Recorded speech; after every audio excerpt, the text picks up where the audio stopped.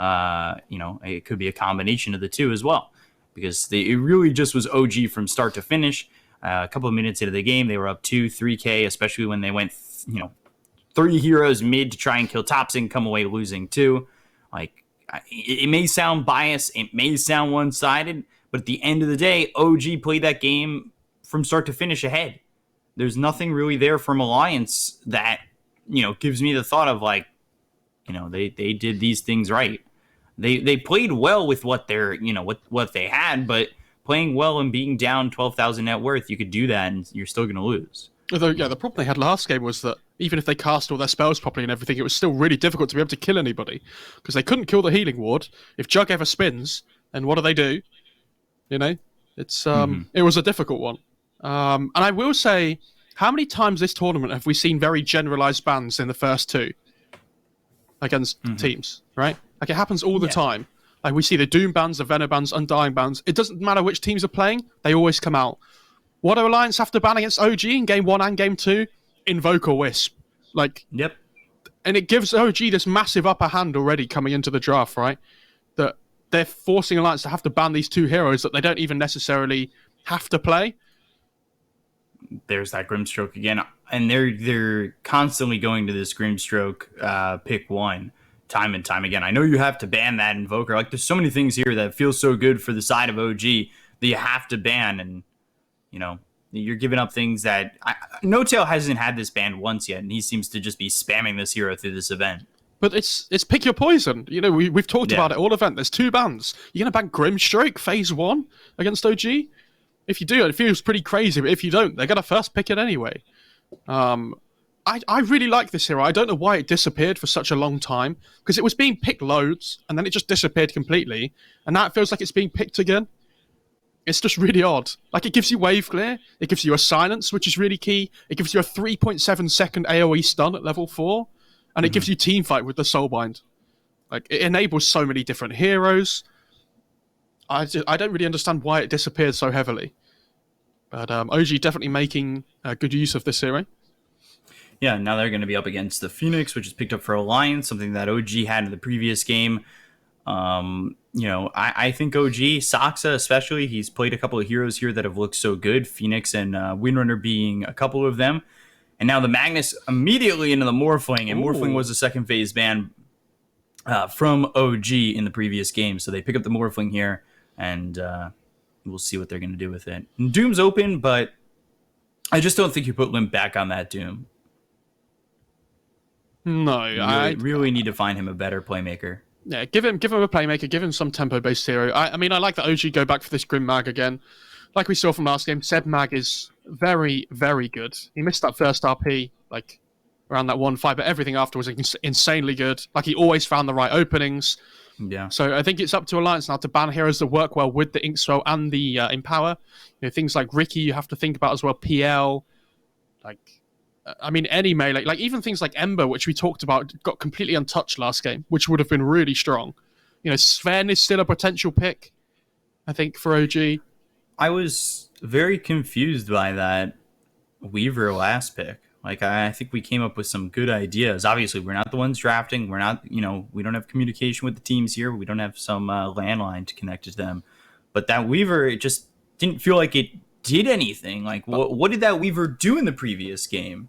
But I think the issue didn't come from the Weaver pick. It came from the position they put themselves in before they had to last pick overall. Yeah. Because they needed so much from their last pick, and I don't think there was anything that would have solved all their problems. Like, they had damage issues, they had the early team fighting issues as well. So it didn't go well for them last game. It doesn't mean the Weaver couldn't have worked, ever. They have played it before Alliance, and it's been, pretty good for them still. And I like that they give Hanskin this Phoenix, though, so they have a little bit of team fight to play off of already. I'd be interested to see what they pick for FNG, though, because I would assume this is going to be a Nico Baby Morphling, but it could still be Limp as well. Yeah. And I want to know what they want to pair with the Morphling in the laning stage if they put it as the position 1. Great ban by Alliance. This Lion is something that we've not seen a huge amount of from a lot of teams, but when Alliance feel like they need a little bit of lockdown, this is like their go-to position 4 hero, the Lion. So when you're playing up against this Morph, you obviously know you're going to want a little bit of catch, at least. Mm-hmm. Something like Wind Ranger is still in the pool if they want to go for it, but it's not as reliable as the Lion. Yeah, for sure. I'm thinking about what FNG is going to play. I'm taking a look at his previous games taking a look at the previous games for Alliance. They've gone to the Enchantress. Of course, they've gone to the Undying quite a bit. Bane is still one of those supports that I think is very popular right now. That is very good. I think Enchantress could be an interesting one because the Purge is really good against the Empower and the Inkswell. It takes them both off. So if you purge off the Inkswell, whatever duration it's got through of the charge, effectively already, that's when it explodes. So if you purge it off halfway through the duration, it will do like a 1.5 second stun-ish. Instead of the whole duration when it would have exploded at the end. I hope that makes sense. I feel like I didn't explain it very well. I understood you. I got you. The Twitch chat are pretty smart people, so they'll get it, I'm sure. For the most part, Whoa, Twitch chat are always smart, for the Peacock. most part. They never lie. They're always positive. Never lie. Always positive. I mean, they were telling the truth. They always tell the truth. I like the AM ban as well. Pretty good. There's the Bane. Yeah. Pretty good matchup against the Morphling. Yeah, I think Bane's the solid choice, the safe one. Yeah. Such a strong laning support hero. Yeah. We've seen Bane's just be like very strong. Nightmare, the right clicks putting in it's Brain Sap Enfeeble is what we've been seeing level 1 into level 2. I think Rubik looks pretty good for Saxor at the moment as well. Because you have the instant lift available for the Morphling, and it's also a pretty easy Fiend script still. Yeah. Pairs up well with the Magnus in the laning stage at least a little bit. My only problem then would be that they don't really have a Vessel buyer necessarily in their 3-4-5, which might be a bit of an issue. Does someone like a mid-Kunkka get Vessel anymore or no? Yeah, it can do. I was going to say I'd like them to pick something that has the potential to hit the egg. Would be nice. So Slark's okay. It still works well with the Magnus. It's fine. It's okay against Morphling as well, because if you ever pounce him, he can't waveform away. Mm-hmm. It works well with the Grimstroke as well, like good kill potential. I wonder if Slark goes for this like Diffusal build blade this game, because I know mid one has historically liked it, but he might feel like he needs some like a little bit more tankiness instead. Like we've seen halberds from Slarks this tournament so far. He might even just go like S and Y potentially. The Dark Pack's obviously really good up against the Bane as well, because it can be difficult to get Fiend scripts off. And I think Alliance needs something else to like lane up with the Phoenix here and protect the egg potentially. And it needs to be able to lane against the Slark relatively well too. And I'm not sure if there's a hero that does both. Trying to think what they can go for. The Lina is still available. Would you want that if you're Alliance? I think you want to give lockdown, burst damage is always nice. I think you want to give Limp last pick. They have last pick this draft, which they didn't before. Ooh, okay. Some more lockdown. Sand King gets picked up. We've seen some good Sand King games. Could be your Blink Initiator as time goes by, of course, or will be your Blink Initiator as time goes by, not if. So that's a pretty solid pick, because we talked about they need something that protects the egg, but also lanes against Slark. And I didn't think there was anything that does both, but Sand King's probably your best bet. Mm-hmm. Because you have that stun to protect the egg, but also like you have the Sandstorm in the laning stage to at least kind of protect yourself. Like Caustic's a really good ability at the moment as well up against the Slark to try and pressure him in the laning stage.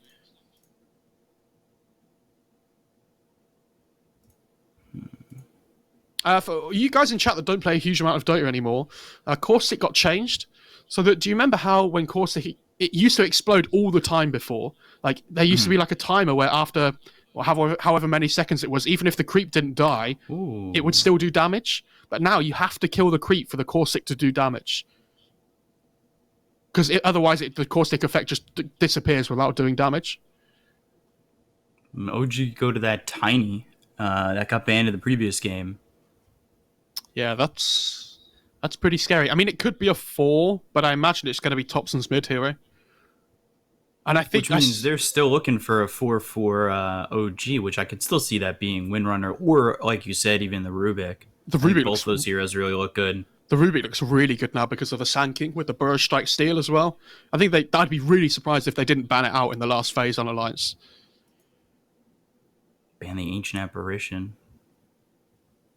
Good ban. You need to make sure that you get rid of that hero with the Morphling on your team. But I think they've already got their set 5 for No Tail. Like, it's been No Tail on this Grimstroke every single time.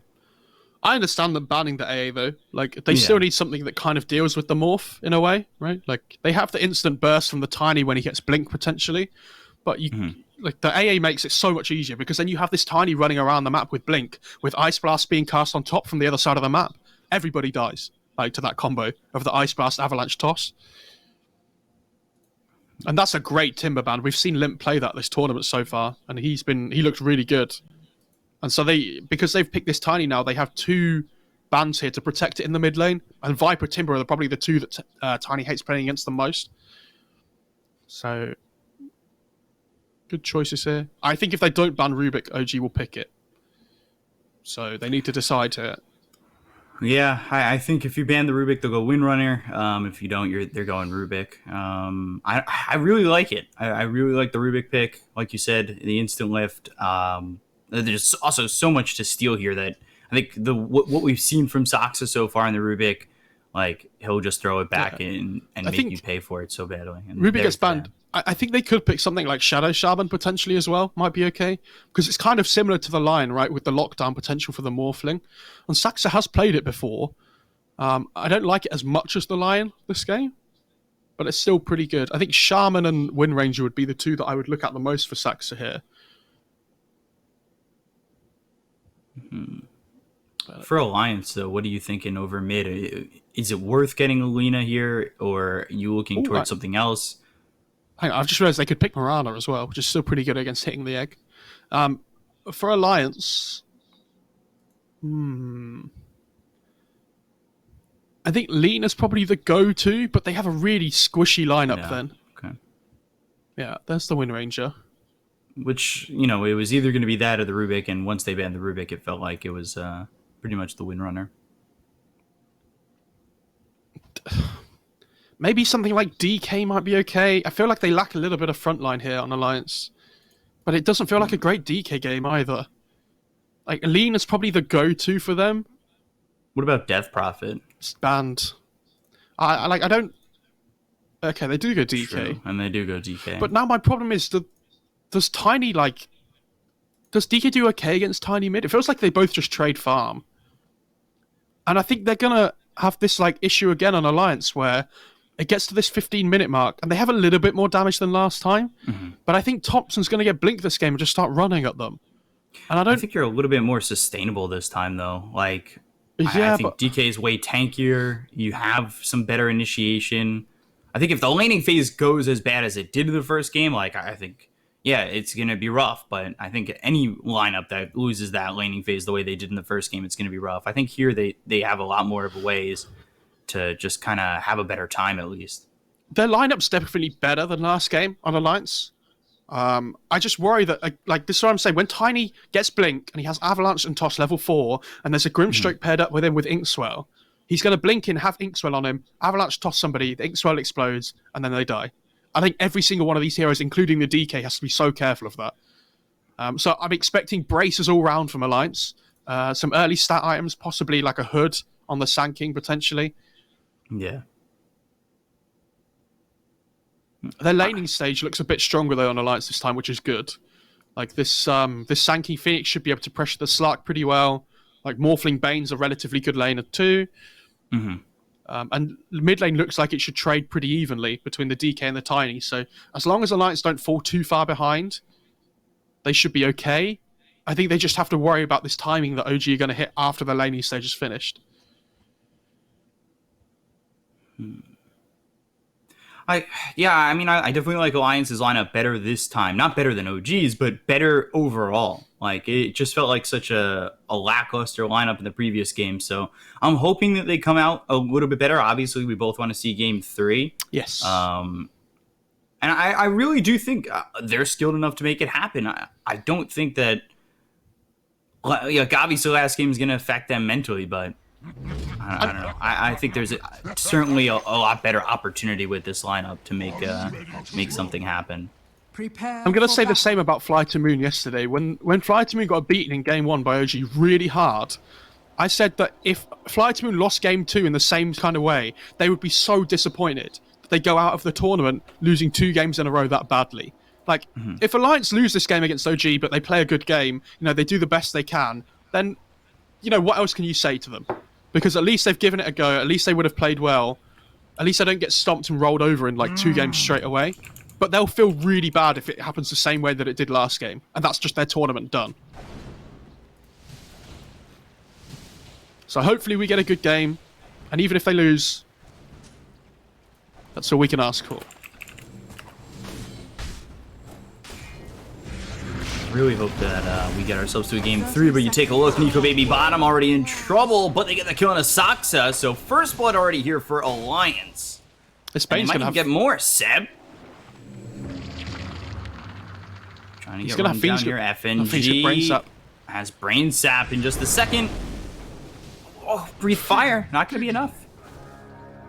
And you just can't get the kill on a Seb.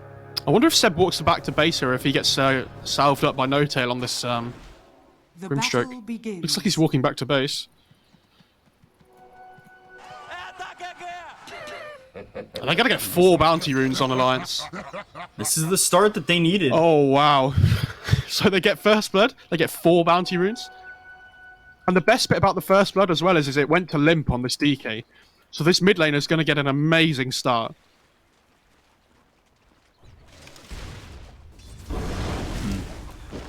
This shouldn't be terrible against Thompson, though, on this Tiny. I think Limp should just be a lot more secure here in just getting his own farm than he was in Game 1. That was very tough for him. Yeah, for sure. But this is the thing. You can't really pressure the DK out of lane. He's going to get farm. Thompson should just get farm as well. And then it's all going to be about the rotations both these heroes make. Especially if Thompson on this Tiny decides to try and make an early move. Limp with this DK when he hits level 6 can start to push the tower really quickly. Yeah.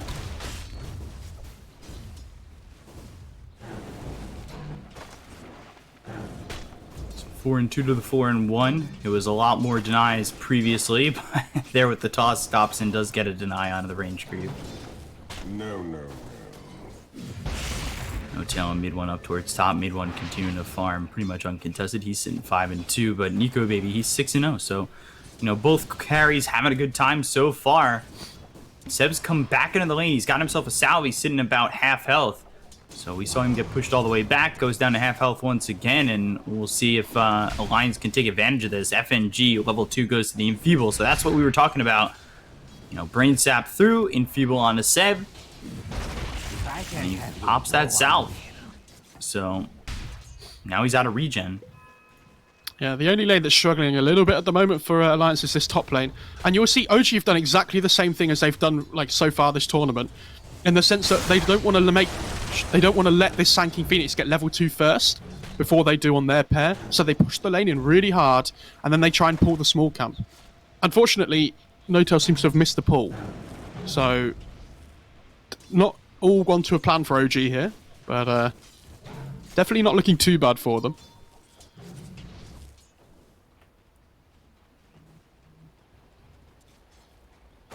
So mid 1 is sitting at 8-3.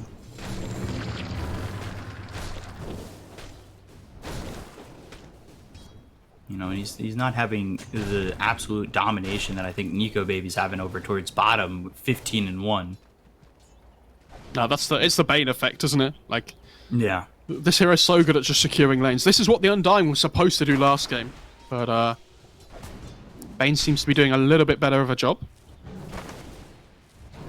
Hansen gets the courier. Take out No Tail's courier, then over mid. Limp having a much better time. This is compared to last game, it must feel like he's actually playing Dota. Yes. I get to actually play some Dota here this time for Limp. I'm not getting beat at level 3. Actually surviving. That's 17-6. That's what DK's so good at, right? That no matter the matchup, or like nearly all of them, DK's at least going to get something from the lane. Like, you tend to just trade farm in almost every single matchup. Like, leaners, pucks, whatever.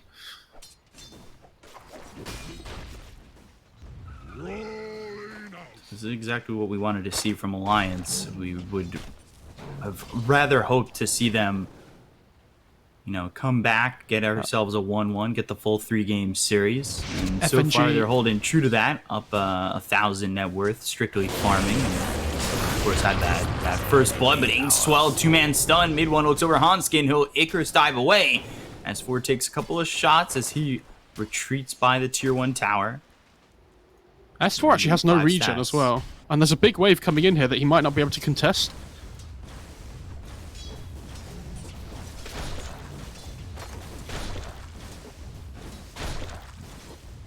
So is Limp immediately looking to rotate once he hits that level 6? No. Limp just wants to keep farming. Like, why would he need to rotate this game, right? Like, his bot lane's going really well. It's up to him to, like, let Tiny make the first rotation and then just, like, hit his tower. Yeah. So let him leave, take the tier 1 tower, close the map, and work from there, basically. We might even see Hanskin on this Phoenix come now because of this, like, 5-minute catapult wave mid.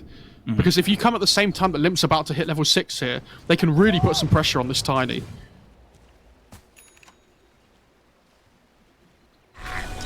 Pounce leashes up.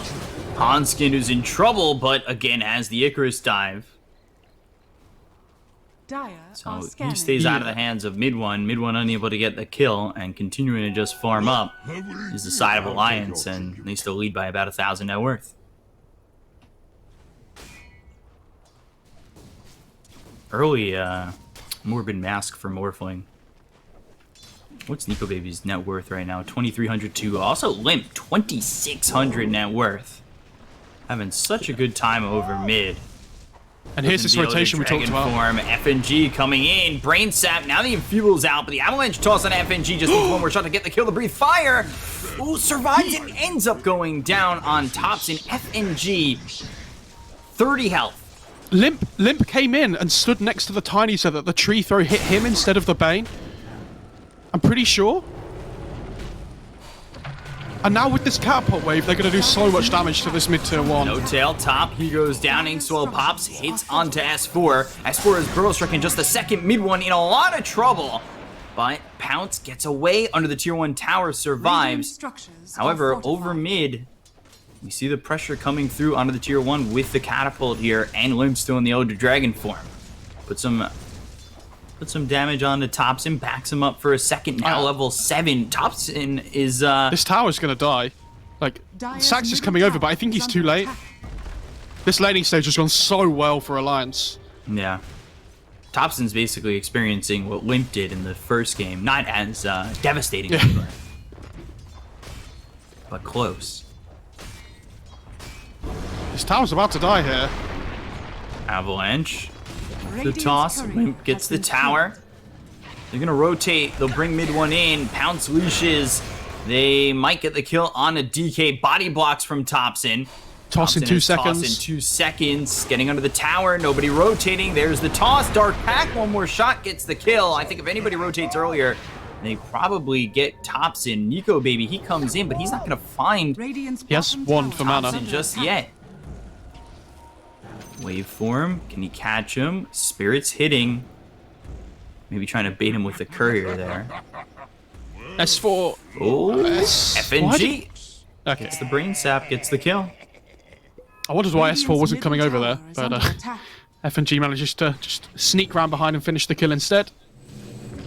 So after making the rotation towards mid, Nico Baby doesn't get the kill on the Topson, but they're just going to swap the lanes up. So they'll send S4 towards bottom. He'll farm up against Seb. You've got Nico Baby farming top.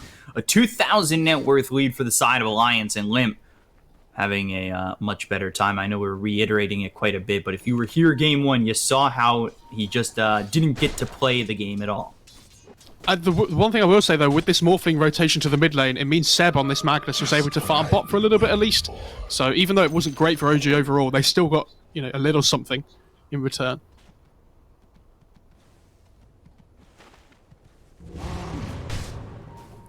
Radiant's courier has been killed. S4 losing his courier there. Seb just behind the tower, and now they've got the Nightmare. Limp coming over, Seb's in trouble. He's got RP, mid one. He's also showing up. I don't think he's going to get the RP off. 7. They'll end up dead. They look over at mid one, pounce to get some distance, and they take out the Magnus and are moving around the map beautifully. That's an Arcane Rune DK as well, so that, when it runs out, it's hardly going to have any downtime at all. And if you remember I talked to you about this magic burst potential coming from the Tiny and like the Grimstroke and whatnot, interestingly, Limp actually went for an early cloak on the DK, just to sustain himself. So now not only is he really tanky with the Dragon's Blood, but this cloak is going to make him have so much effective HP in these early stages of the game.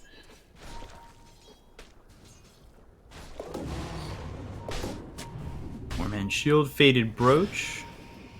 Ooh. Nightmare on Asaxa. They've got 4 heroes down here for the side of OG. They're looking to play this aggressively. They've got the vision, though, with this Observer Ward. That's going to spot out, I believe, all 4 of them. They ping it, and they know because of the Slark vision, right? With the Shadow Dance, that there's going to a ward just drop there. Yeah. Drop down the sentry, clean up the vision. But they do back a couple of these heroes up. By the way, they're just letting Nico Baby Top do whatever he wants. Take a look over mid, Limp, moving over towards Thompson with Hanskin nearby. Nobody else coming through, actually, towards bottom. Look at where No Tail and mid one are. Pounce, leashes with the Inkswell. They've got the silence onto the Bane. But S4, he's here to protect his support. And they won't commit any further than the Pounce as well as the Inkswell. Meanwhile, though, Avalanche as well as the Toss gets into Hanskin. They'll get the kill on a Phoenix as Thompson coming through the jungle to get that kill and grab the Bounty Rune. Yeah, seeing this play reminds me of True Sight. We remember when Thompson used to just run through the jungle and just start killing people one by one in the TI final last time. It's just, I feel like I'm watching an action replay here. But I mean, much better game from Alliance so far. Like, this laning stage has gone so well. Nico Baby's had an absolutely free game here, and he's going to go for this E-Blade now straight away. And if you look at OG's lineup, like, this Grimstroke and Wind Ranger will just die from 100 to 0 with the E-Blade into shotgun. With the adaptive strike. Royal Jelly picked up for Alliance. Put on the DK and put on the Morphling. I don't know if DK definitely needed that. They could have done like Sand King Morphling with it. He probably doesn't, but like it's still nice on him. DK does have some mana issues. Early Arcane Ring could pass that over to the SK. Who do they give the Faded Brooch to? Are they giving it to the Sand King or something? Is it just in base? And the only one holding a neutral item Why right now. There's just a Faded Brooch in base. Like, what? So over towards top, Limp and Nico Baby will be here. Elder Dragon form is popped. Well, they rotate to try and defend this. They've got 4 heroes towards mid, and No Tail just camped towards bottom. So the big thing for OG now this game is that they have this big ancient stack on the bottom half of the map here that they need to just try and take here and protect. Because if they don't, if Alliance come in and take this, they're going to be like in such a massive position this game. Yeah. I don't think they're wise to it yet. I don't think they know it's there. Yeah, the Slark needs the recovery ancient farm really badly here.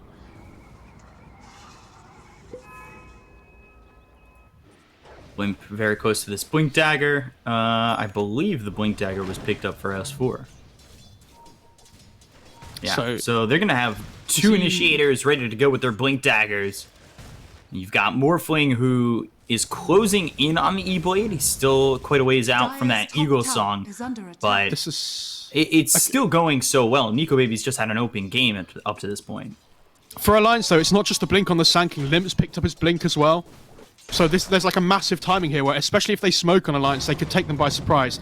Like, they've just taken the ancient stack, though, and this is what I'm talking about. Like, they're a little bit too slow, unfortunately. And now mid one on the Slark is getting this big boost in net worth.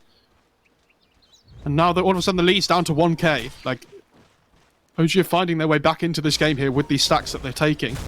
Center charged up. Blink Dragon Tail comes in. Mid one in trouble. The Burrow Strike hits. They get the kill to the Sark. Now they look over at No Tail. Inkswell on himself.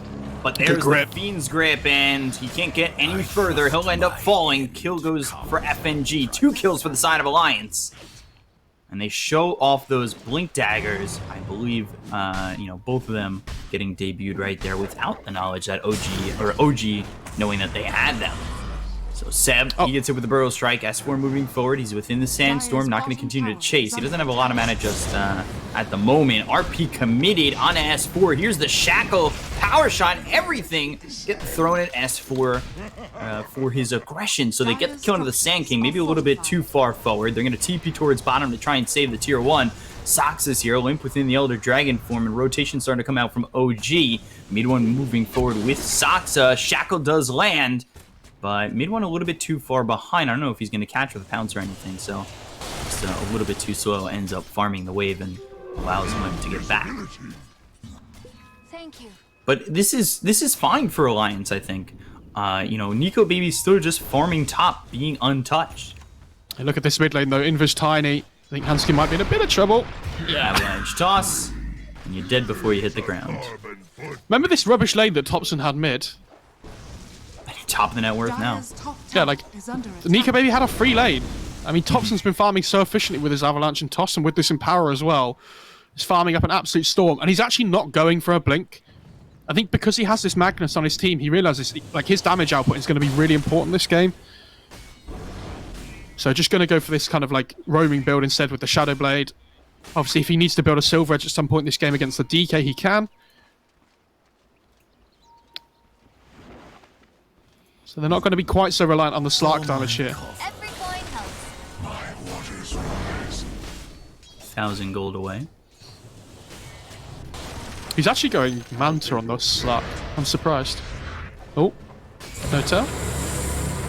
Soulbind as well as the Phantom's Embrace, so he gets the silence out into 2. Inkswell pops, so both of them will be stunned up. S4 is right here to convert the kill if need be. Until on the run, Brain Sap to finish off the Grimstroke, so another kill there for Alliance as they lead 8-4. The lead is only 1,000, and they're moving over to go and get Nico Baby. RP's up in 10 seconds here. How do they approach this? Shackle's coming over with Saxa. 400 gold until he had the Eagle Song. They've got themselves the Shockwave into this Shackle shot.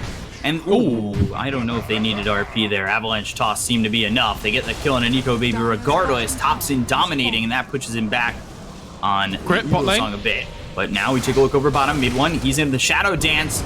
Are back on the run. Inkswell gets out with the pounce. They can't control the Slark enough. So they get the kill onto the Morphling over top. They keep the Sark alive bottom. And OG starting to sustain the tides. There's no this Cell tier who one gets top spotted. die. Bro Strike gets the kill. Limp with another. This tier on top just dies in like 5 hits to the tiny Empower with the tree grab. I mean, that's insane.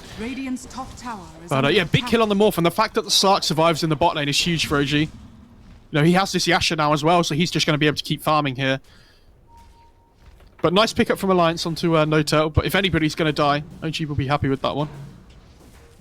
How close is Tiny to the Shadow Blade? Oh, he's almost there. DK. Yeah, he's almost there. Because of this Echo Saber that he built before, he can just rush the Silver Edge. Over mid, Sox in trouble. Sunray on him, burning him out. Gets the kill. Mid one, he rotates in. They've got Tiny right here. S4 in some trouble. The Avalanche comes through. He's got Burrow Strike up again. Good Nightmare locking down Thompson to allow them to retreat. That was cute. Mid one Dark Packs and just hits the Tiny to take the Nightmare off.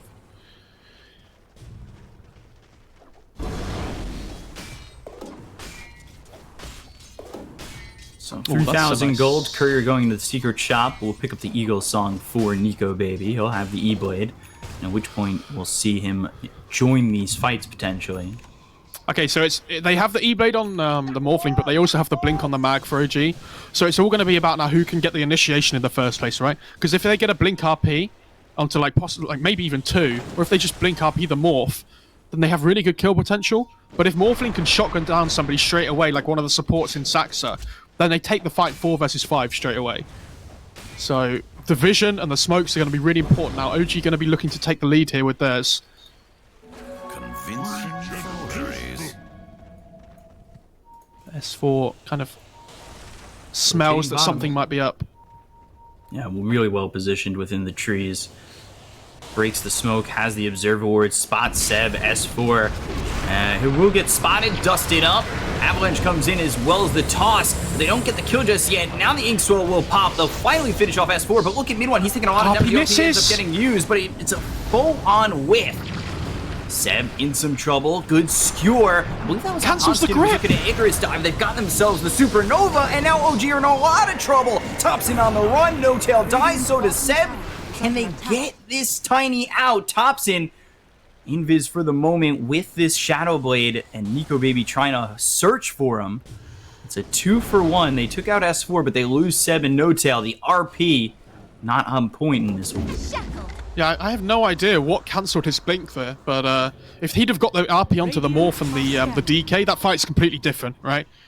But unfortunately, it might have been a Fire Spirit or something. I don't know. Dire's top tower is under A attack. huge fight for Alliance. That could have been an absolute disaster for them, especially with the Sand King dying relatively early, but they find a way of turning it around, even without the Fiend Script being cast at all because of the skewer from Seb.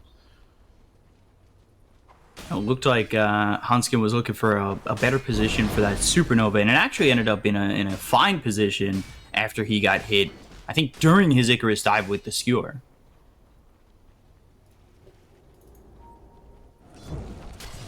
So Nico Baby goes back to continue farming, going into the Sanjin and Yasha. Got the Heaven's Halberd finished off for the DK, BKB next for him, and then S4 going into the Yules as he's picked up this Veil. And the Manta coming out from mid one, I honestly thought he was going to go BKB this game. Like, the Manta's okay, but Dire's middle tower is under attack. I feel like the BKB just allows them to fight, even if he doesn't do a huge amount of damage. So maybe they feel like they just want to keep this game alive. They want to keep scaling going into the late game. Because they feel like they can win this if the game goes later on. With their 2 cores and the Tiny and the Slug. Epi coming. Epi, Burrow Strike, mid one in trouble. Dragon Tail with the E-Blade, blown up. Down goes mid one, and he's gone for 40 seconds. This opens up the Roche Pit for Alliance. He has no buyback either. This is... yeah. Radiant's middle tower is under attack. This is not good for OG. But if they can get this Aegis on Limp, on Nico Baby, this is going to be huge because this burst damage from the Tiny, which he's been worried about all game, which means he has to sit on higher strength, it's not going to be like a problem anymore because he knows he has this second life to play with. So he can be so much more Radiant's aggressive. bottom tower is under attack. Roshan has fallen to the Radiant. That's TPs towards bottom, wanting to defend this tier 1 tower. They've got the Aegis now on Nico Baby. That's massive. yeah. I feel like if they win this game, Alliance, they'll look back at that moment and think, okay, this was such a big turning point for us. Are scanning. OG scan behind the tier 1. And they see the TPs coming in, so they're just going to get out of that. Are they going to potentially smoke for this? Okay.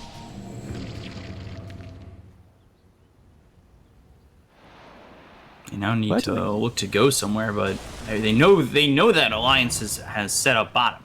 They want Nico Baby on this Morphling by the looks of it. But they're just going to miss him. They think he's farming this top side of the map, which he was, but they're just slightly too slow.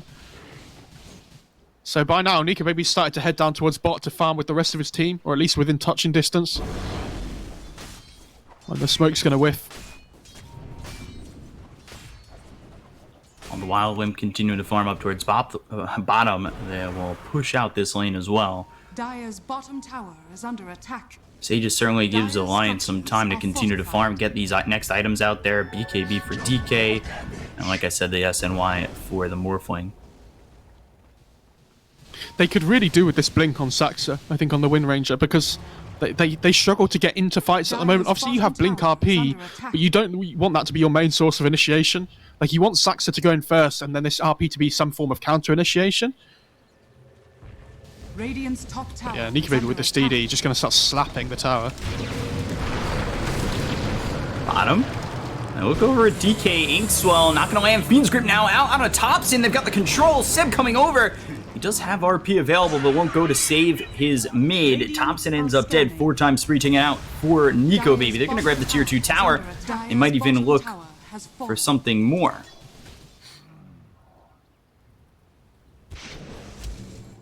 Let's see if they pressure and go into the high ground. I think they can kind of tap away at it a little bit here, at least trying to force them all to come back, especially this Slug. Oh, Jesus! No Tail getting shotgunned down Nice shackle. in his own base. They have Blink Skewer here for Limp if they feel like they can get something. Oh. Not putting it together properly. And now Nico Baby looks for the shackle, lands it. Min One's in a little bit of trouble. The Sunrays on him with the E-Blade. They'll pop this Slark. Did for 50 seconds. It has buyback. Right now hits on a Seb. They'll buy back on Mid One. And now they really need to make something happen, but they're going to lose this mag, and they don't have buyback on Seb. So now your RP is out of the picture, and it looks like OG's opportunity to save this tier 3 is out of the picture. Waveform forward once again. They've got themselves the Great Adaptive shackle, Strike, no tail, but they've got the shackle onto the Morphing as well as the DK. But the Burrow Strike from S4, that's going to save them both. Now, into the Shadow Dance, Mid One trying to retreat, but they look over at Thompson. He gets it with the Adaptive Strike, the Icarus dive over from Hansky, and the damage is out onto this Morphling, but he does have the Aegis. They get the kill on a Thompson, they'll take out the Tiny, they look over as now the Burrow Strike hits on Saksa. Down goes Windrunner, Mid One running back, 4 Euros gone on the side of OG. They take the bottom tier 3 and will look towards the Seterax. Alliance are just straight about playing them here. Like, they're finding +1s all the time. Nico Baby turns into the Morphing as well, gets the shackle, turns into the Wind Ranger, gets the shackle. And Seb, he couldn't save his Slark who got gone on with the shackle because he used his blink to go for that skewer play. So there's no RP that can come out to protect the Slark, and as soon as he dies there, like, Alliance just keep finding the +1s. They get no tails, die back. They find Thompson as well. Seterax down bottom, tier 2 over mid. Now all of a sudden it's a 12k lead, and it really looks bad for OG. They bought back on Mid One, and it really just didn't turn into anything. And it feels like without the Slark BKB, they just have no capability to take fights on OG. It's so difficult for him to commit in. Like, he wouldn't have saved his deaths because they've been, like, instant initiations. But even so, like, they can't force anything. Because they really struggle to get this instant initiation into the on fighters. 2. And they've got the Soulbind to follow it up.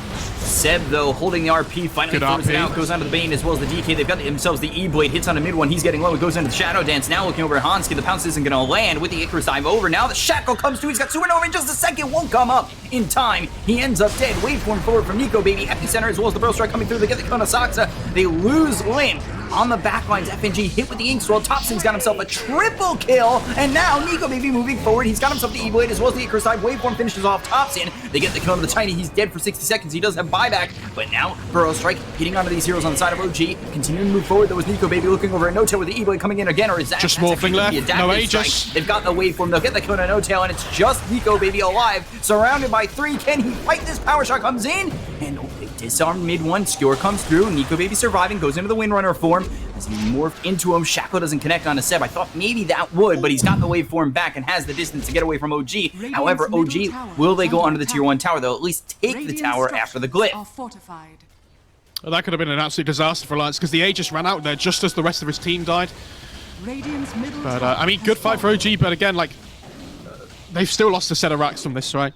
So overall, like, in the whole moment of the game, it's still not looking great for them, but at least they managed to finally take a good fight because without Slark dying there, he's so close to his BKB now.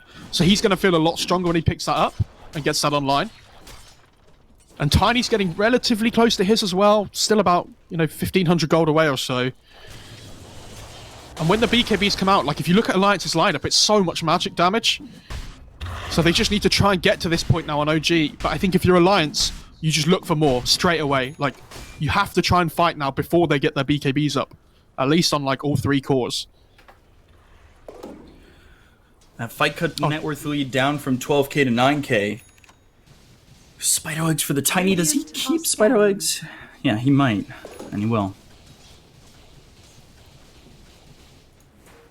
He's set up towards top for Alliance. They'll go for the tier 2 tower. Creeps pushing in.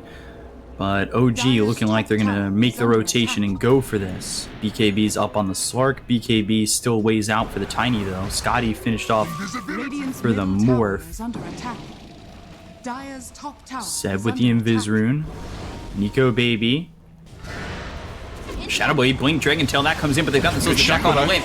Limp, very tanky, No Tail, already dead on Nico Baby. They got the BKB pop high Mid One, and can this set up for anything for the side of OG? The Fiend's Grip is out on the tops, and he's locked down back and away from his entire team, so they'll get the kill onto the Tiny. They'll take it a second. He's got buyback, 65 seconds, dead. Now Alliance grabbing themselves 2, and the BKB, well, from Mid One, doesn't really find them anything. Look at the sentries that Alliance put down behind them because they knew Thompson was going to want to get the entry onto the backline with the two supports and the Phoenix and the Bane. So they cover themselves with these sentries and they punish him so hard with the Fiend script. Great play by FNG. Dire's top tower is under attack. Forward to the tier 3, up towards top. One blinking forward behind the racks, and we'll lose this Elder Dragon form. Shackle comes in, doesn't connect. Dragon Tail, Dark Pacting it off immediately. Buyback from Thompson. There's no BKB on Slark though. 10 seconds. Disarm onto the Slark. 10 seconds till they have the BKB. They've got the RP on a multiple hero. Skewer comes in. Now they've got the Soulbind. That was a Skewer on a 3. Can they get anything out of this? Waveform over. FNG, he ends up dead. BKB's been popped by Limp. They look over as they get the kill on S4 as well. So 2 heroes gone on the side of Alliance. They've got themselves the Phantom's Embrace on a Nico Baby. Nico Baby goes into the tiny form. Mid one moving forward. Mid one now has the BKB. So he's going to turn his attention over to Nico Baby, who uses the Waveform, gets the kill on a Soxa, finds himself a kill on a No Tail. So the supports are gone, and so is Thompson, Seb, and Mid one. Can they get anything to save the game? Doesn't look like it. Dragon Tail coming in from Limp, looking over at Mid one, gets the kill. Ultra kill for Nico Baby. Is he gonna dive into the base to get this Rampage? Skewer back, Waveform away, Hanskin here. And he's just standing, taunting, dropping his items right in front of Seb. There's the E-Blade, there's the Rampage Alliance. They clean up everybody. Nico Baby finds himself a Rampage. They don't call GG just yet on OG, but Alliance will go for the tier 4s.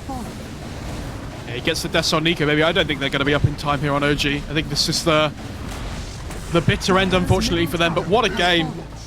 I mean, Seb's going to buy back here. He doesn't have RP, though, for 60. Blink Skewer, can't find it.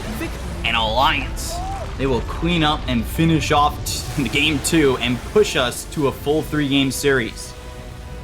What a game, though, by Alliance. Like, how much better did they look this game than the first game overall? Like, that was incredible. Oh, for sure. I think Limp, especially being able to play Dota this game, actually helped them a lot. Like, yeah. I mean, I think the fact he got first blood allowed his laning stage to go so much better than it could have as well. Like, normally I think this DK trade's relatively even against the Tiny, but because of this nice early starts that he gets in the lane with the Bracer build-up, like, he can pull us slightly ahead of the Tiny in comparison. So, really well played. And I think the biggest thing for me this game is Undying was supposed to win the lane for them last time. Bane was supposed to win the lane for them this time. Nico Baby found a lot better this game. So I think this Bane is going to go up in a little bit of priority here, ready for game 3. They never really